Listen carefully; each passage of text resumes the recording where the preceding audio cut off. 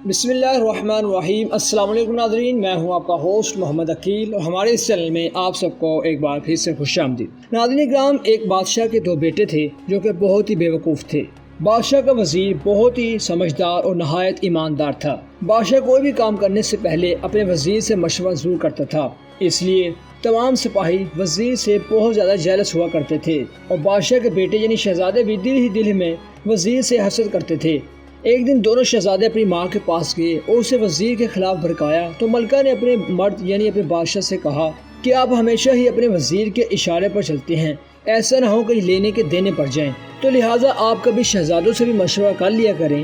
اب وہ اتنے بے وقوف بھی نہیں ہیں جتنا آپ انہیں سمجھتے ہو، آپ ان دونوں سے بھی ضرور مشورہ کیا کریں ورنہ ان دونوں بیچاروں کا بھی دل ٹوٹ جائے گا۔ بادشاہ نے اسی وقت اپنے دونوں شہزادوں کو بلایا اور کہا کہ کل میں تم دونوں سے ایک امتحان لوں گا۔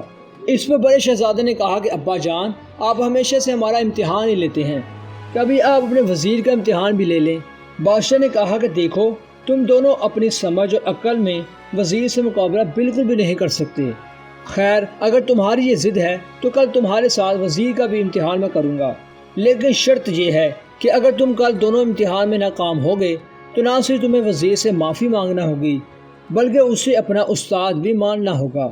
تو دونوں شہزادے اس بات پر راضی ہو گئے۔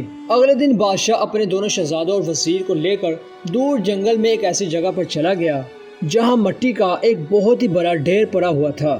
بادشاہ نے ان دونوں شہزادوں سے کہا کہ میں چاہتا ہوں کہ تم اس مٹی کو سونے میں بدل ڈالو، یعنی کوئی ایسی تدبیر کرو کہ جس سے تم ڈھیر ساری دولت بنا سکو۔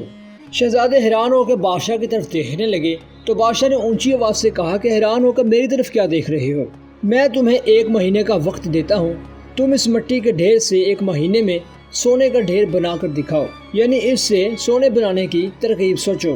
اسی طرح بادشاہ نے بھی وزیر کو ایک ایسی ہی جگہ جو تھوڑے فاصلے پر تھی، تو بادشاہ نے وزیر سے بھی یہی بات کی جو شہزادوں سے کی تھی۔ تو وزیر نے بڑے ادب سے کہا کہ عالی جان، جیسا آپ کا حکم۔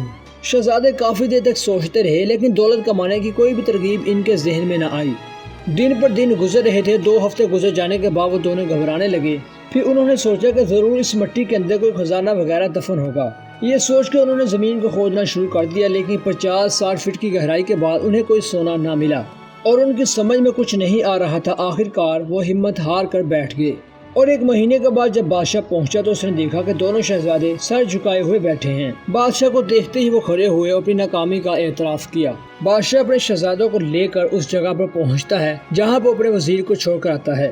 وہاں پر جا کر اس نے دیکھا کہ بہت سارے کمہار مٹی کے برتن بنا رہے تھے اور ہزاروں مٹی کے برتن بن کر تیار ہو چکے تھے۔ برتنوں کا ڈھیر دیکھ کر بادشاہ بہت ہی خوش ہوا اور جب برتن لے جا کر مارکیٹ میں فروخت کیے گئے تو ان سے ہزاروں روپے نفع کمایا گیا۔ اس طرح شہزادے اپنی بے وقوفی پر بہت ہی زیادہ شرمندہ تھے، تو انہوں نے سب سے پہلے وزیر سے معافی مانگی اور پھر انہیں اپنا استاد مان لیا۔ خواتین و حضرات، اس ویڈیو سے حاصل ہونے والا سبق اگر آپ کو پسند آئے تو اس ویڈیو کو اپنے دوستوں کے ساتھ زیادہ سے زیادہ شیئر اور لائک کیجیے گا۔